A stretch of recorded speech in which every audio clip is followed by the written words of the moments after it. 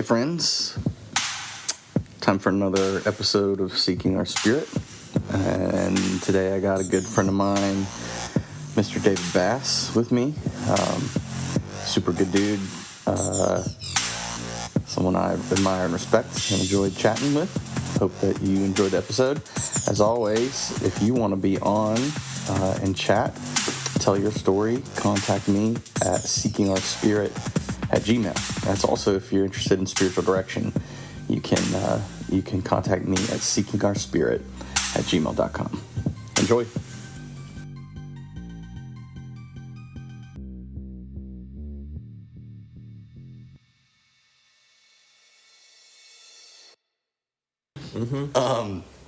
So, my friend David Bass, thank you for doing this with me. It's a pleasure. And why don't we start with just you saying just briefly a little bit about you before we dig in further to like spiritual journey.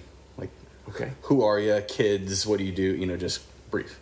Sure. Okay. So, David Bass. I'm married. Been married for it'll be 30 years next year. Pretty amazing wife. She's a great person. Been a big influence. I got 3 kids. 22, 20, and 17 years old. They've also been a big influence. Really good kids. I got real lucky there. For putting food on the table, I've worked in software development for about 25 years, and that's gone well too. Pretty lucky all the way around, So. And just an all-around awesome dude. Well, and you're from North Carolina. Yeah. I was actually born in Oklahoma. I didn't know that. Yeah, but my father got drafted. So when I was like, mom was pregnant, and dad was not allowed, based on military rules, to delay his drafting when he had to leave. Yeah. But he wanted to, so he could move my mother to North Carolina to be with her parents. Wow. So she wrote a letter to the senator to say, hey, I need to turn that alarm off. Yeah. I really need to, you really need to let my husband do this. Yeah. Then,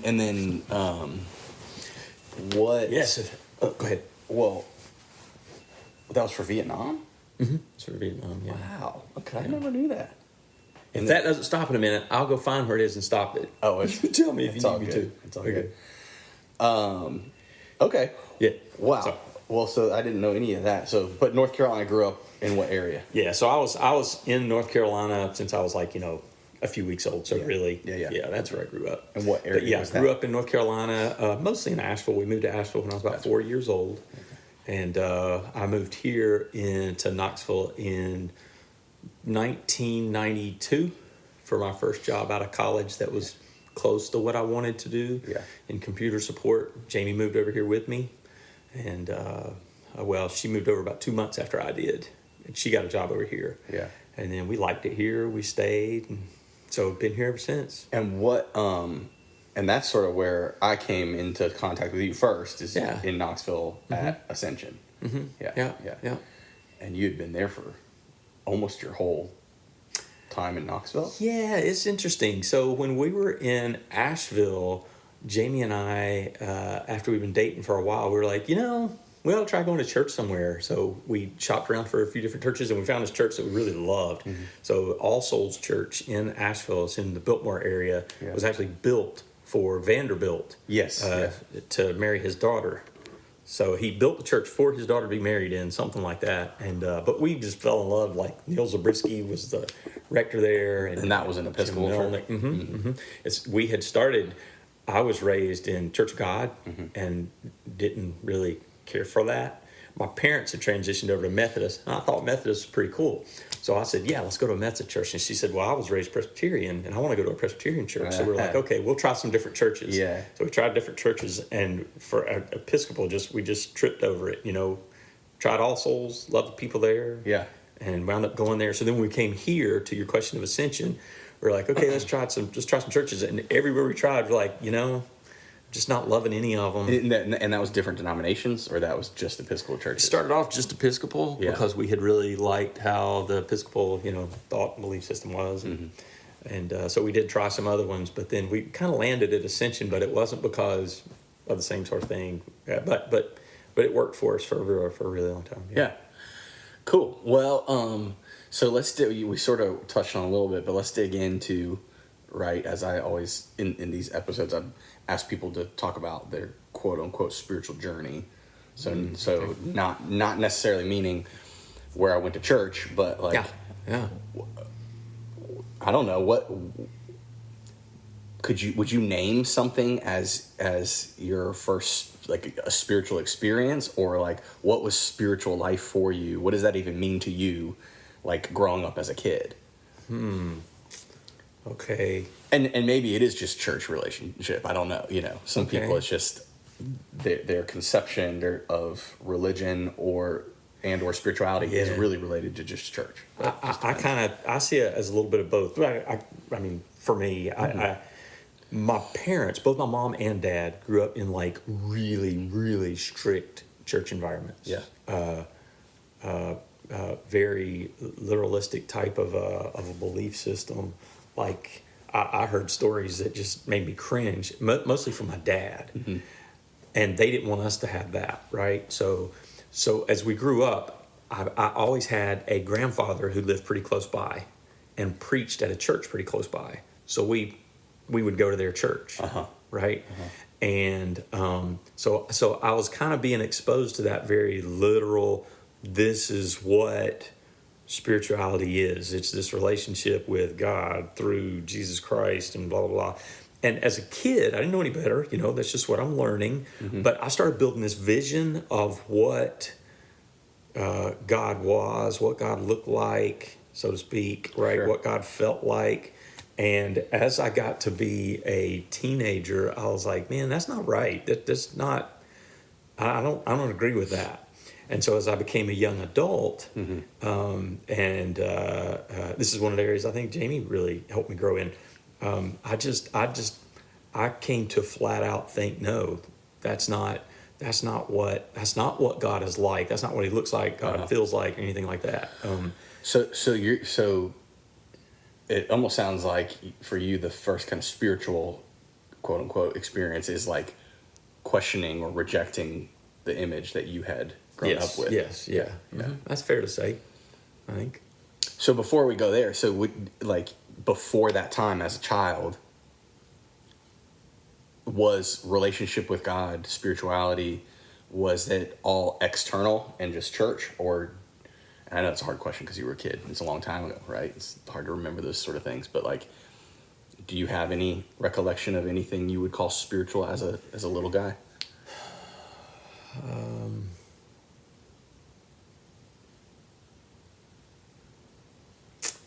Not what I would call spiritual today. Maybe as a kid, there might have been something I would have called spiritual. Yeah. But as an adult, and I look back on that, I go, no, not really.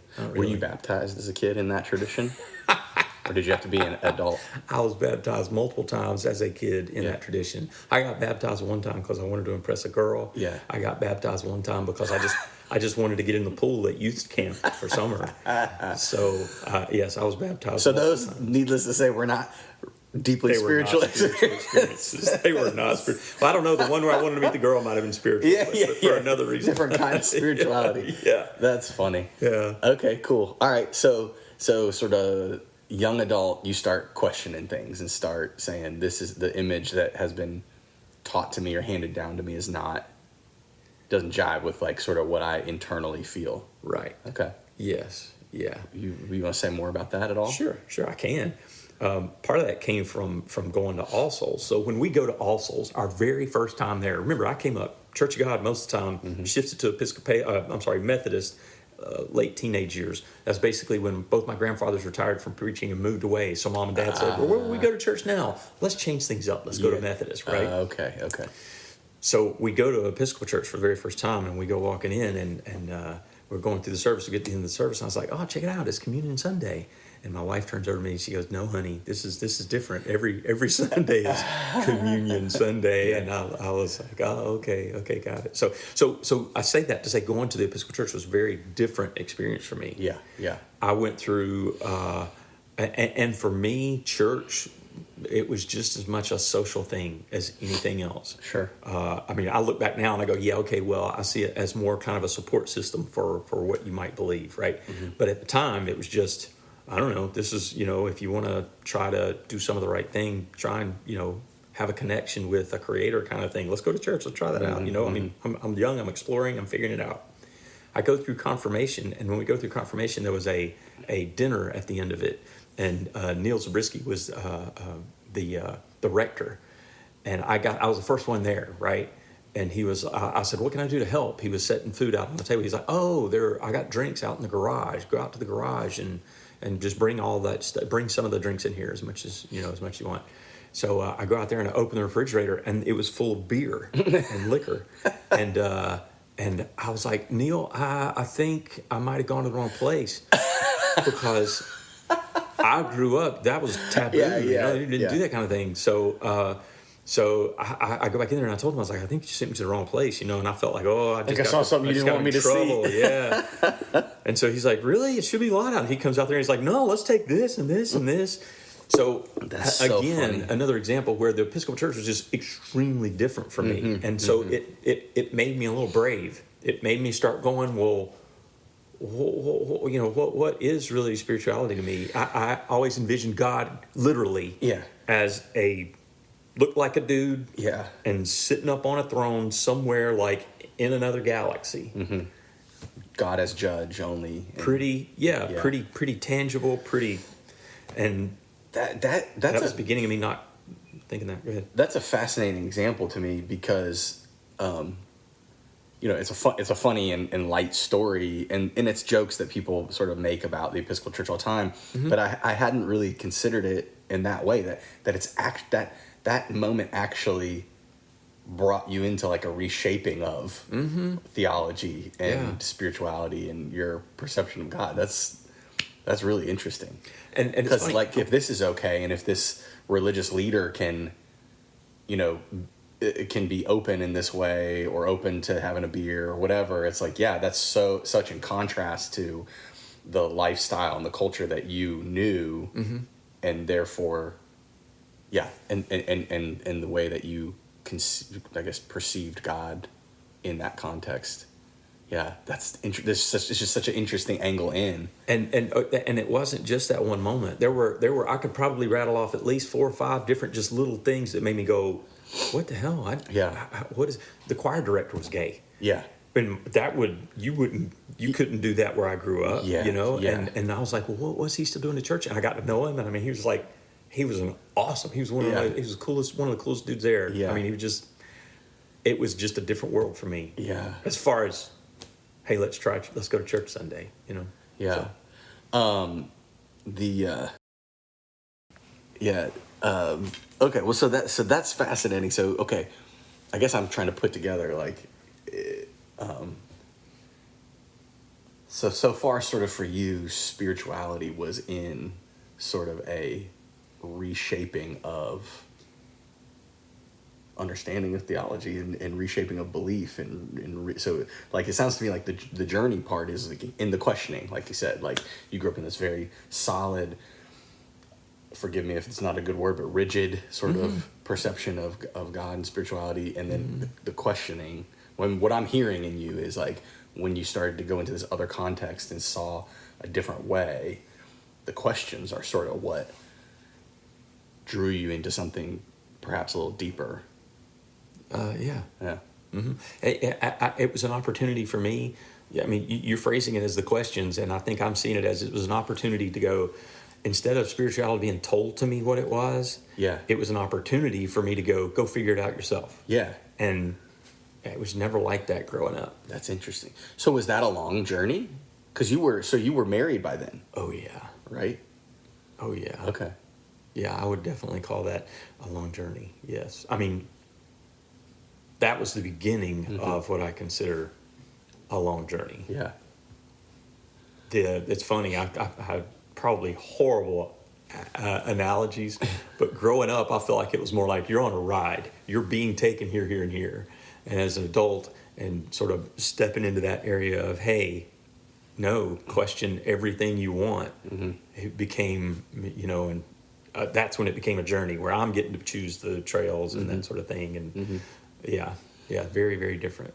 Interesting. So what else about that journey? So maybe from bird eye view, like what would you call from the time of like you're married, this isn't during college or this is after college? This was at the very, very tail end of college. Yeah. Okay. Yeah. Okay. Or maybe immediately after. It's been a long time. Okay. Yeah. And so after college to like, when would you say that, not that you're not still on a journey, but like in terms of that intensity, okay. what would you say, how long did that last? 20s, through my 20s, I'd say. Okay. Yeah, I'd say probably till 20s, and I could even go super early 30s. Yeah, that's probably how long that lasted.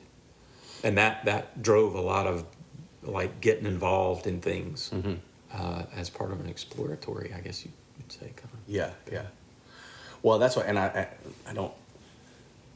hesitate to say this just because I'm saying this just because I know you, and I figured it might come out in your own words, but I already was thinking in terms of like, for me, David, you tell me if this clicks at all with you. Like for me, watching you in church relationships and in just throughout the years, I would assume that for you, spirituality, quote unquote, is tied to action or service. Yeah. You know, like I see that in your life just through the years that I've known you. It's like you know, it's not so much, hey, what do we talk about, or like this internal sort of experience, but it's through relationship, and it's through particularly like serving like you. That's what you guys do. You all, your whole family's like that. You step up, right? You know, like if there's a need, you know, and so it's like a service component. So I don't know if that's putting words in your mouth, but that's my perception of you guys. That's very fair. That's very fair. Yeah, I would say it is an actionable thing. It comes out in what we do. So what else would you say about that questioning time? If anything at all. If anything at all.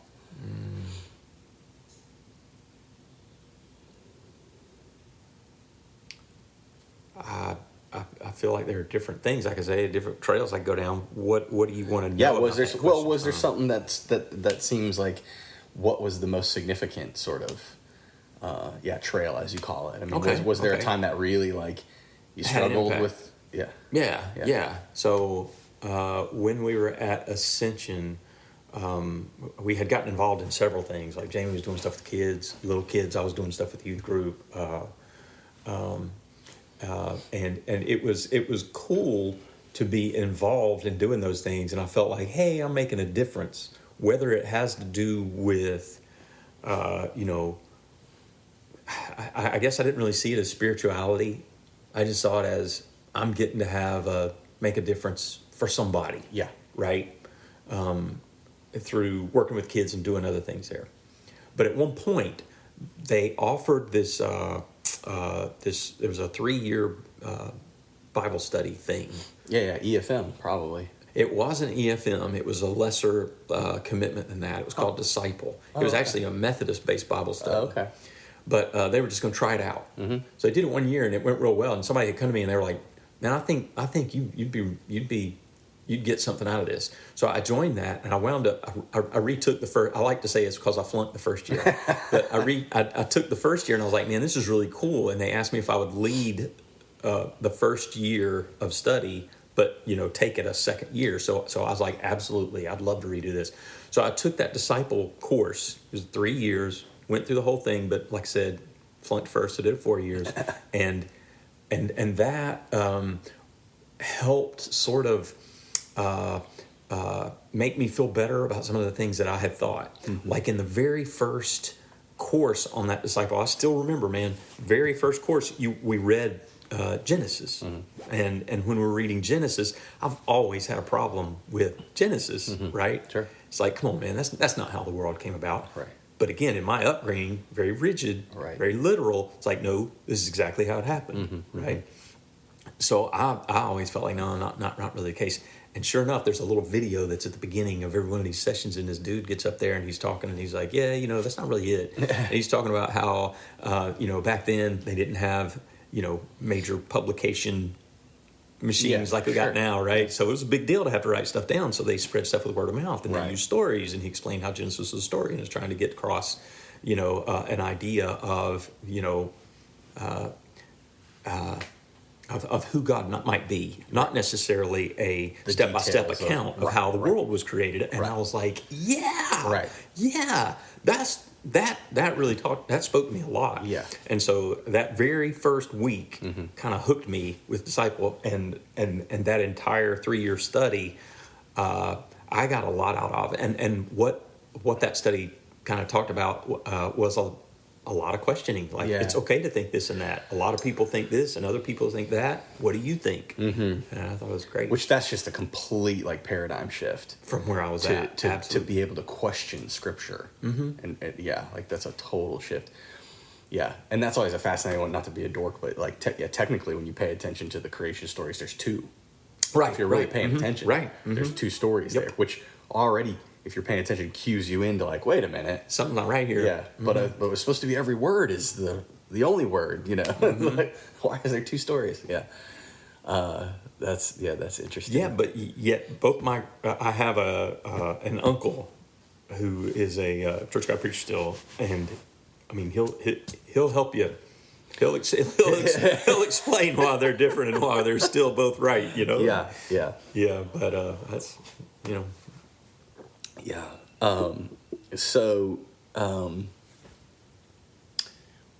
What else? Let's see. I had a question here. It'll come back to me. What about internally? What was your... So I guess part of what I'm seeing, if anyone ever listens to these, they're going to get so annoyed with my saying this because I say it all the time. But part of the beautiful thing I've seen in interviewing people and talking and having this conversation is I keep calling them languages. What it has emerged is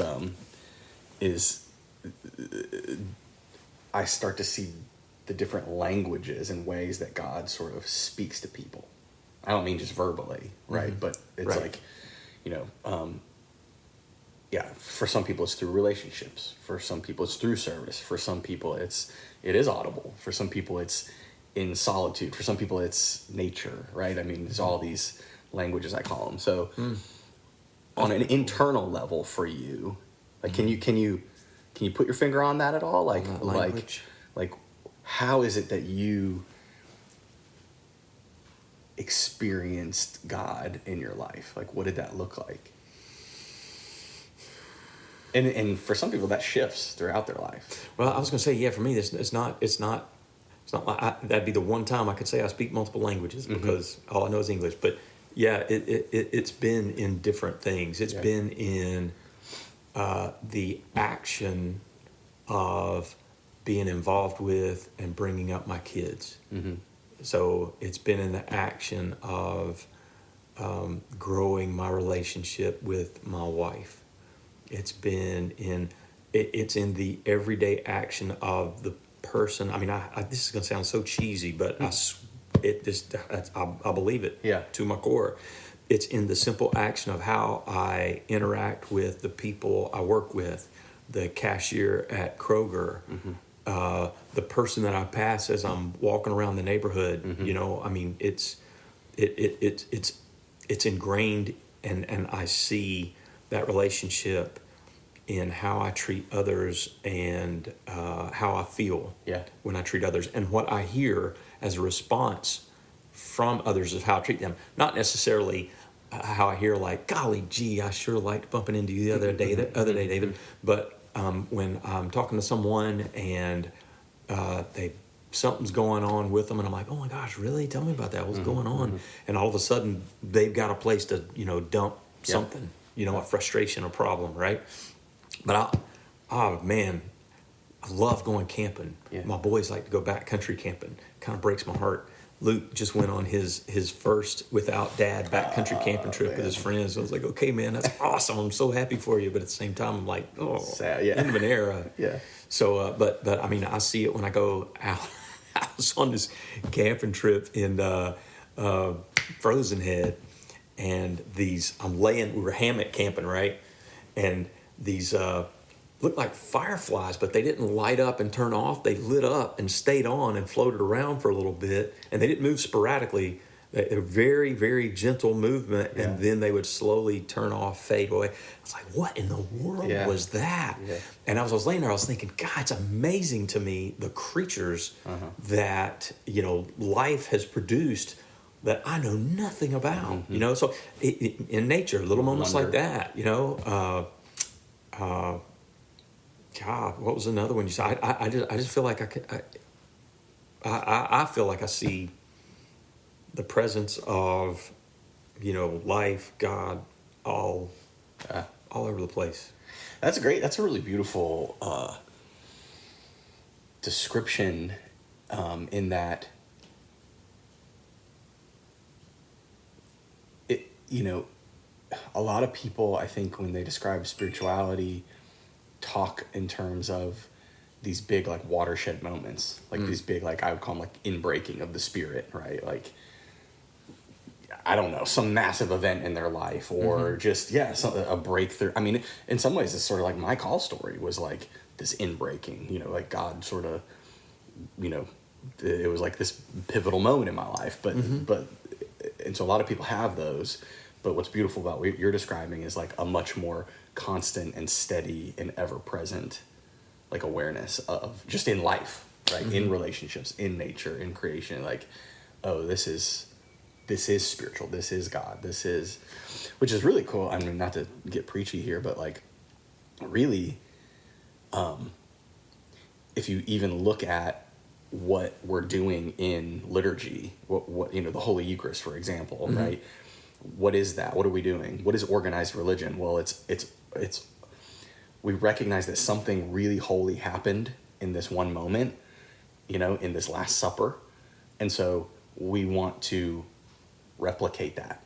And so we repeat it and we set it up and try to make it holy every time we do it. But what are we doing? It's really, Jesus had a meal with friends. It was the most basic, common, normal, everyday life thing.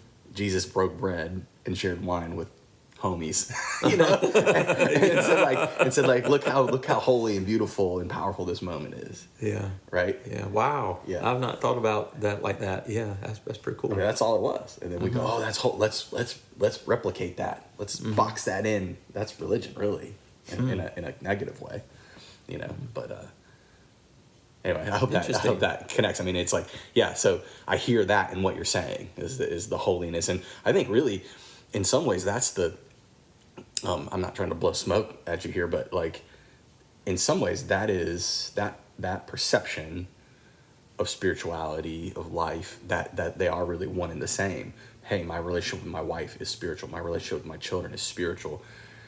Creation around me is spiritual. The interactions I have with every human being is spiritual. In a way, that's actually the goal of, I think, the original goal of religion.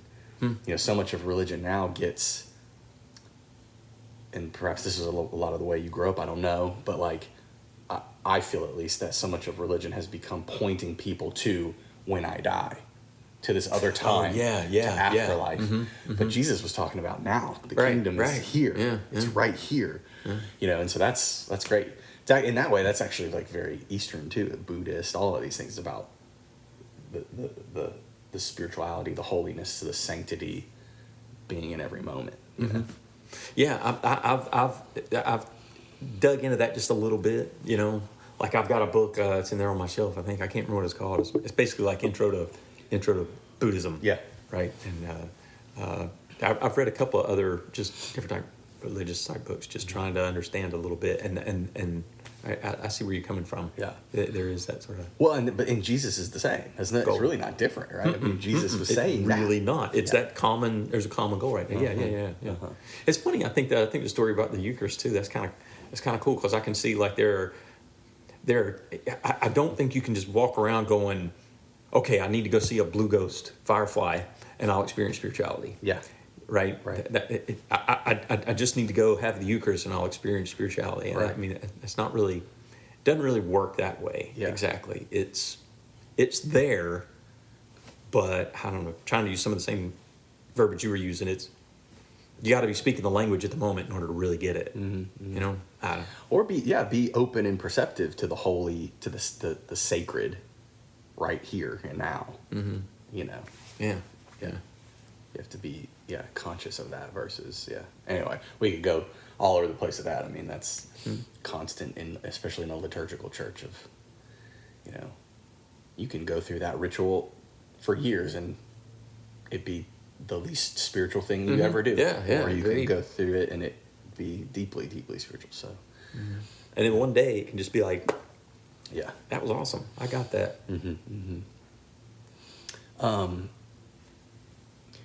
So would you say that love in action part of you, and that spirituality and that connection with God is in serving others, and like, would you place that back in your upbringing?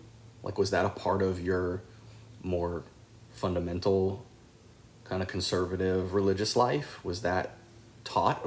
Maybe it was just you. Was it your family? Did that come later?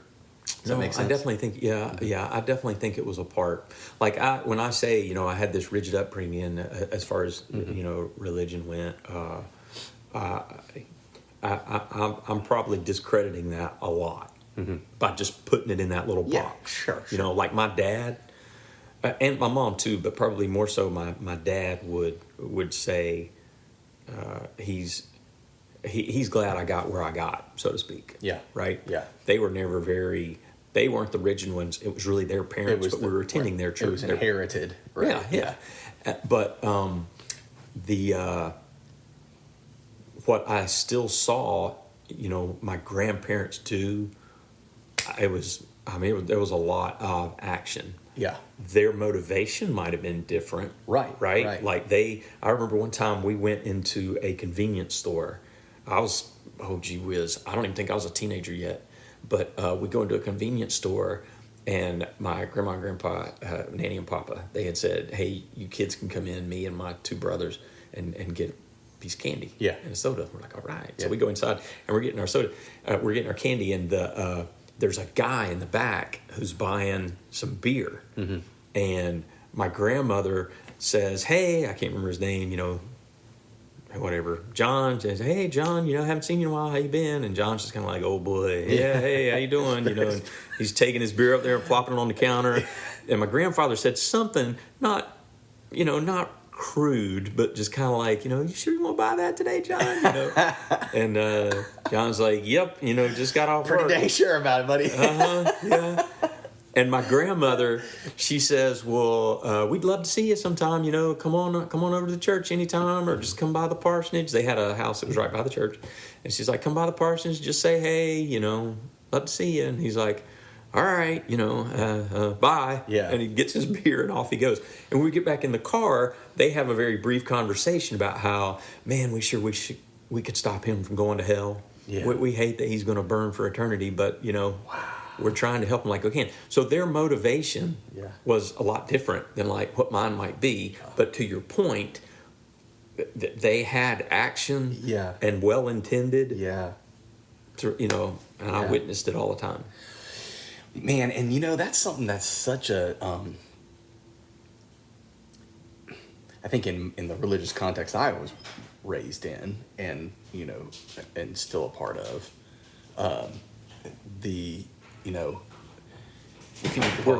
we're lacking some of that.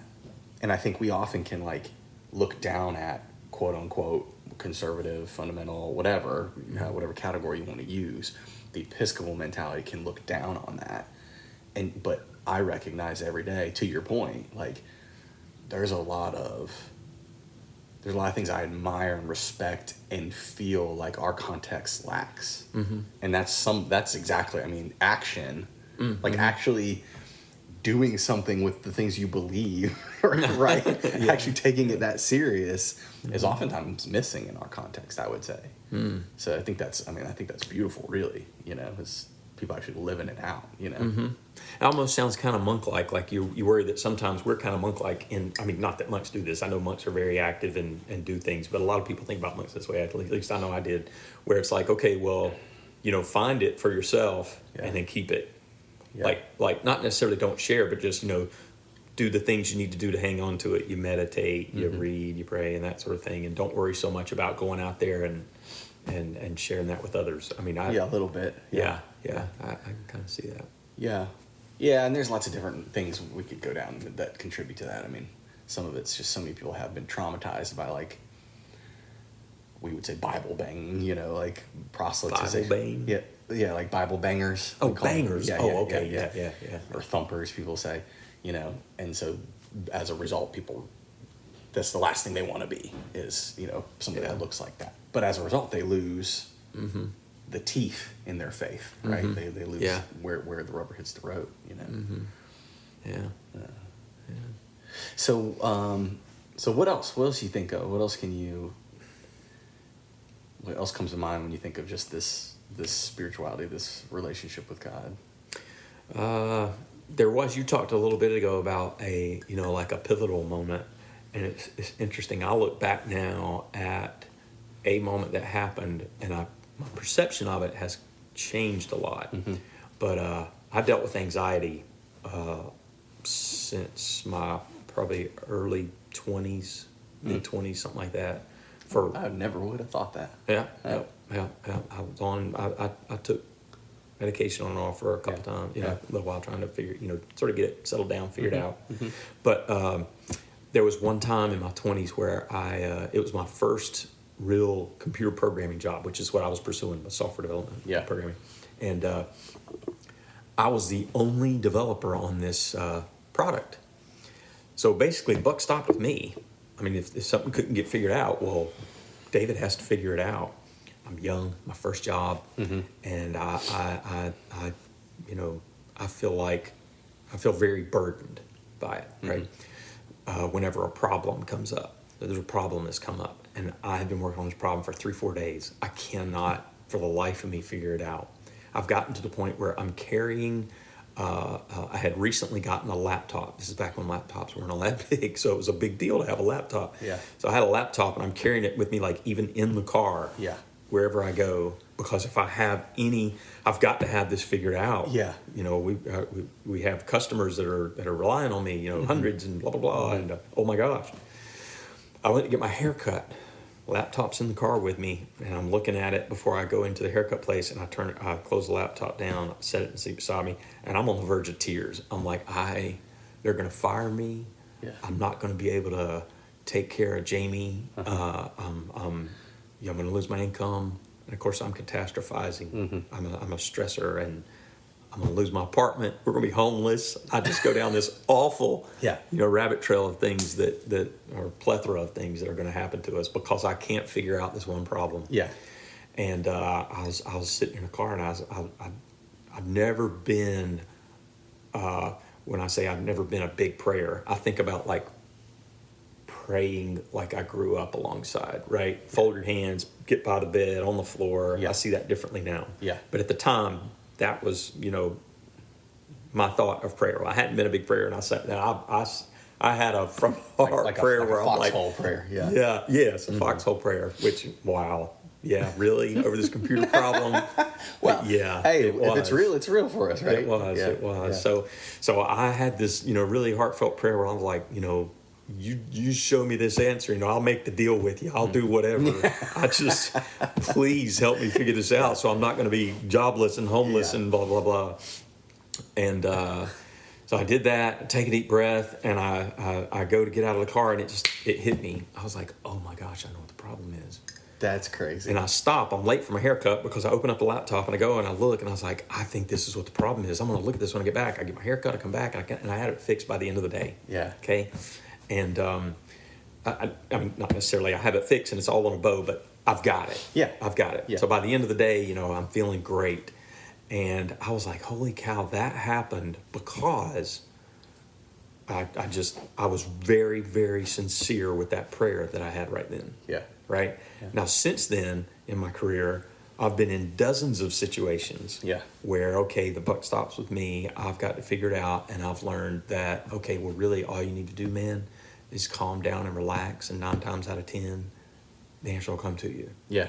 In that moment, and I said that prayer, I calmed down, I relaxed. I was like, okay, I'm just letting this go.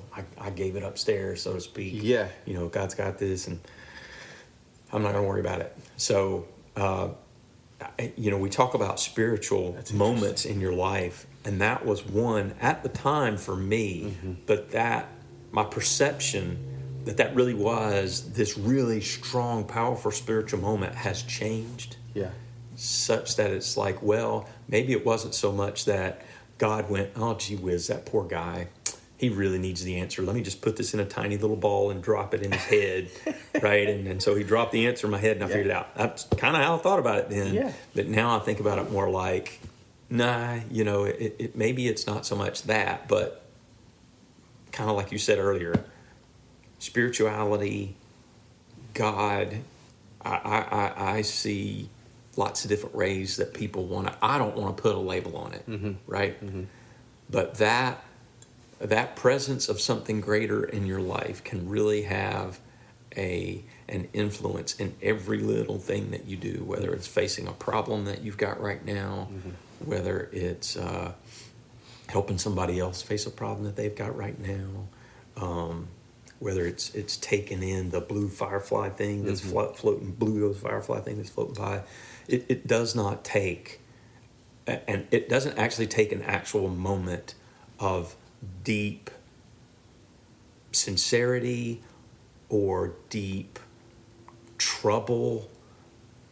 It can really be, there can be a presence of God in, again, not trying to put a label on it, but I'm going to call it God right now, in every moment, every situation, every little thing you do, everything you experience. It's just there. Yeah. You know? Yeah. So that's something that has No, that's great. stuck with me.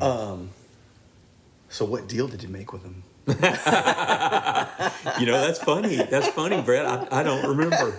I don't remember. I'm kidding with you. No, well, I'd love to remember. I'm sure there was something about going to church all the time. But, I'm sure I've broken my part of it, whatever it was. That's funny. Okay. Well, so anything you want to name? I mean, timeline-wise, I feel like we sort of done childhood, talked about this time in your life of questioning and sort of young adult, and professional, anything you want to name that stands out, talk about post that. I mean, family, you know, later in your life and marriage and fatherhood and all that. Anything else that stands out? Golly, I'm sure. I mean, creation, you talked about being out in the woods and being, I mean, that was more recent, obviously. I'm sure if I thought about it some more, I'd come up with something. That's all right. But let's see.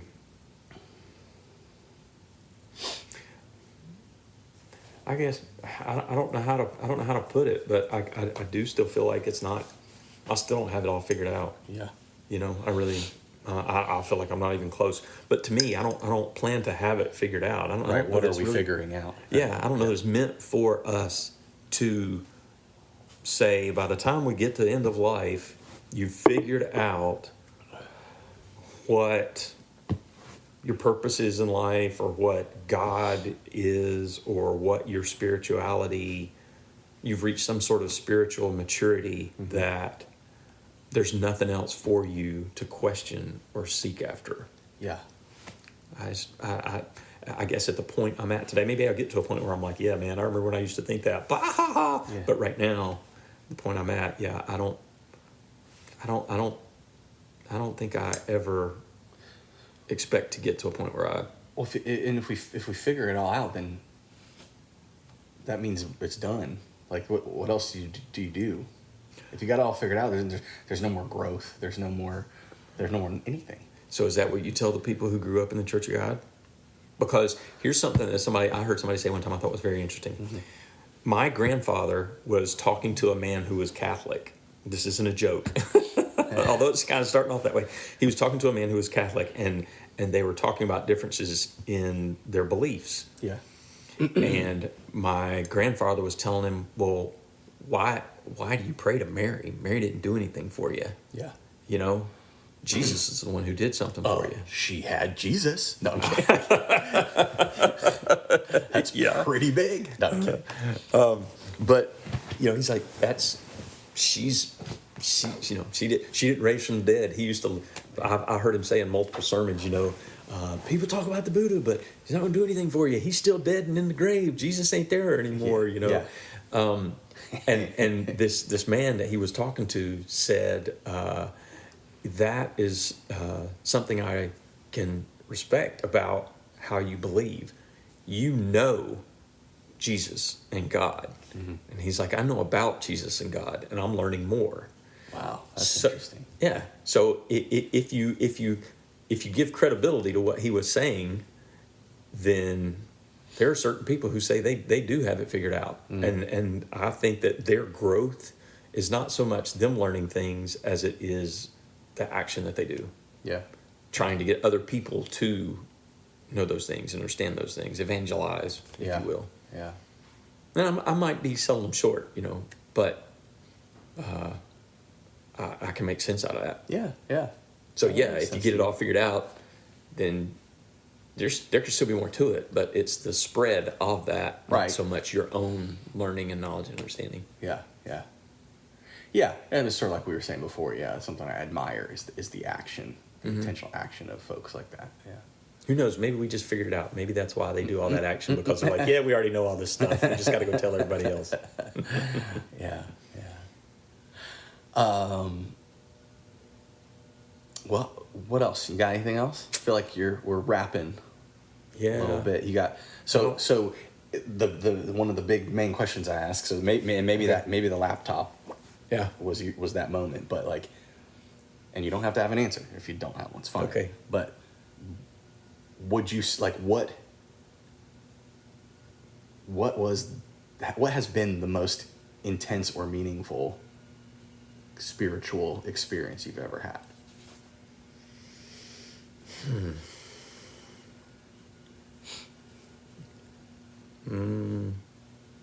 That one was definitely very tense, but again, when I look back at it, I don't know if I would call it as much a spiritual experience. I feel like there have been other times that I've just had an experience where it's not necessarily where it was a turning point for anything in my life and in a journey, but just an experience. Probably, there are several times I can think of where I was just overwhelmed with gratitude. Yeah. Like what's one of those?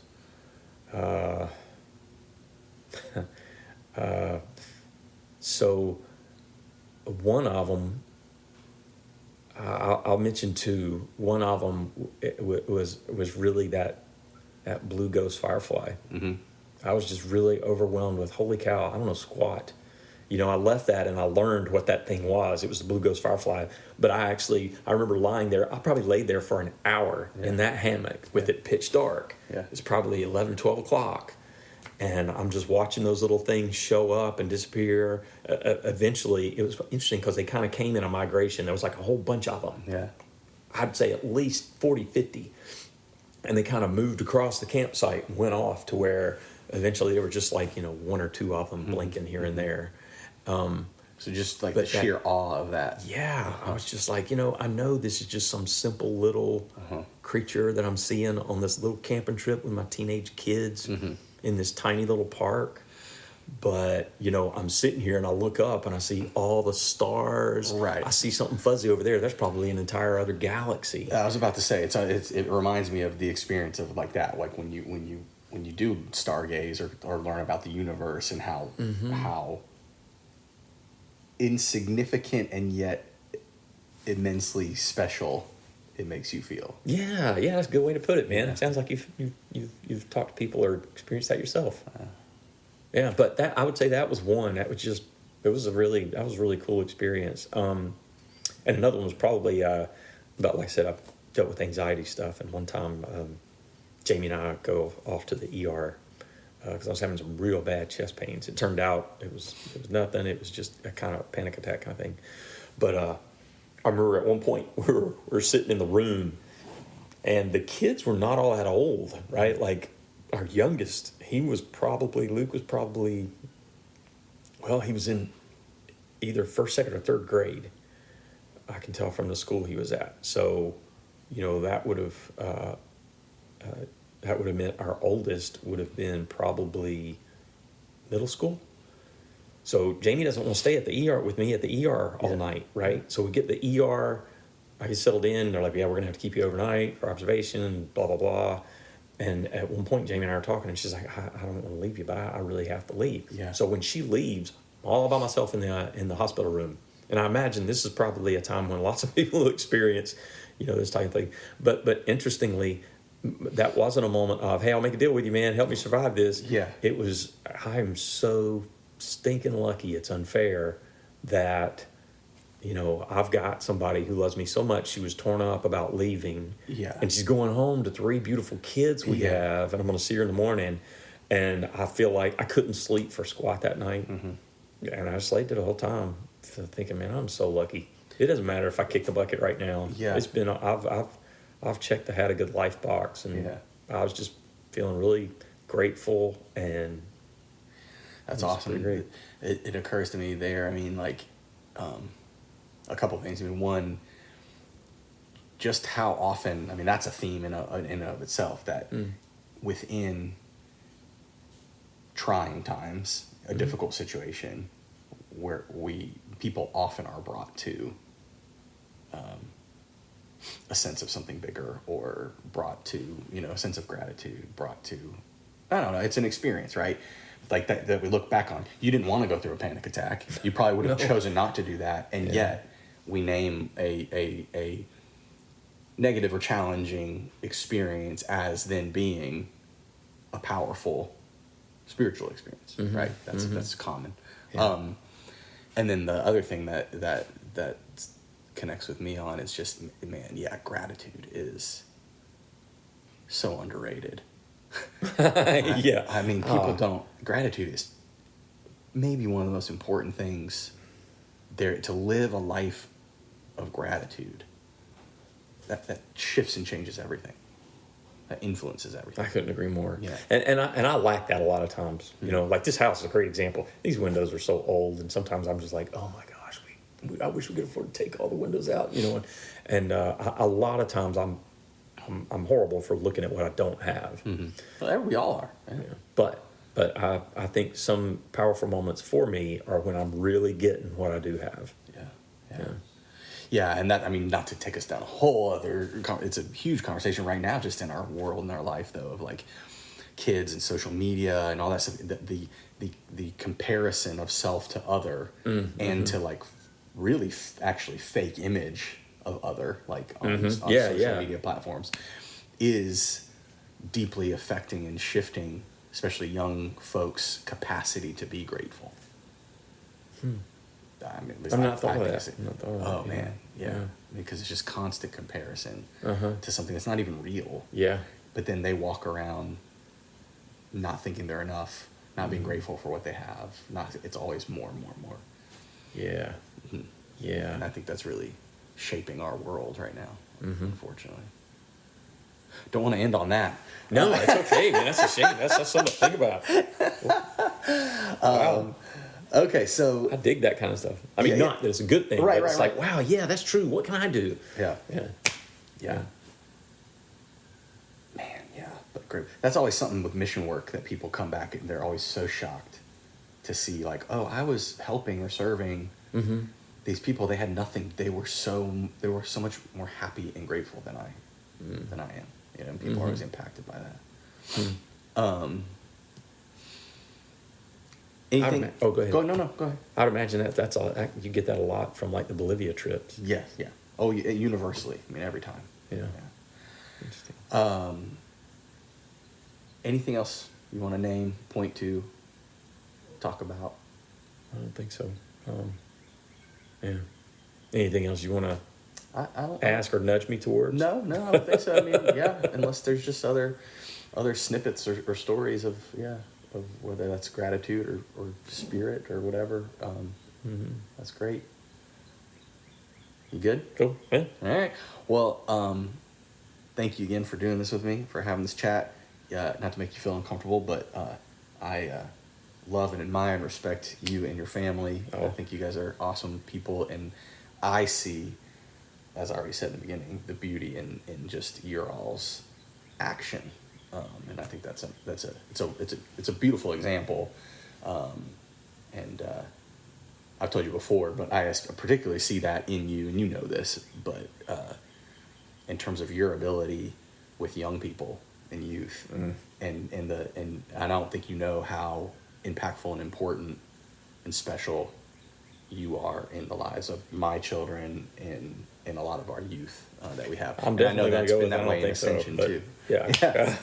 So, but I appreciate that. Thanks. Yeah, man. No, I appreciate you. Yeah. You're good, Thanks man. a lot. It was a appreciate privilege to do this, man. It really was. Maybe we'll do it again. Okay. Thank Awesome. you.